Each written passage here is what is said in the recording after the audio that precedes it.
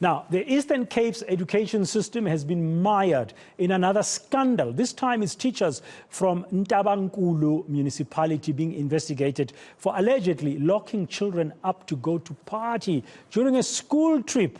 In a video circulated on social media, children are seen sleeping on a floor while wearing their school uniforms. The province's Premier, Oscar Mabuyane, has called for swift action against those responsible.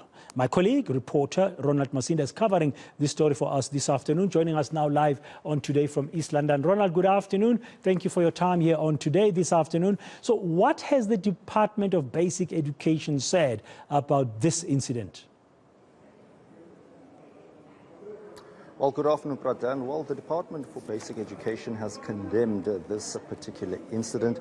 So too has the MEC for Education here in the province, Mr. Fundile Gati. He says that immediately after he heard about this incident, he dispatched a team of investigators to look into this matter. Now, the people behind this alleged incident have been suspended, pending the outcome of an investigation, which is expected to be concluded on Thursday. He also says that this is one of several incidents that's trying to discredit the good work that his department has done in 2022, where we are at the East London ICC. There is currently an initiative that has been launched here by the Department of Education, the Reading Strategy Initiative. It is designed for grade 1s and grade 9s to upskill and empower them so that the young children can learn reading. Now, research has shown that children from the ages of 10, most of them are unable to read at the required standard. I asked Fundile Gati about this investigation, and this is what he had to say earlier. In OR Tambo Inland, to be precise, around Ntabankulu, the Tolweni Junior Primary School. We have since sent the investigation team, and they have brought the preliminary report to myself, because I wanted us to deal with that matter as a matter of urgency, because it is one of those issues that makes the public to lose confidence and trust into the public schooling system that we have. We are closing that investigation on Thursday this week. But however, we have then summoned all the teachers that were involved in that particular school in the tour, the trip that they undertook to Durban. It's a matter that we are looking very closely to it without compromising the investigations. But from where we are seated, is part of those misconducts that needed to be snipped in the bud. Because you'll remember that kids, when they are brought to us, we then assume the parenthood in terms of the South African Schools Act.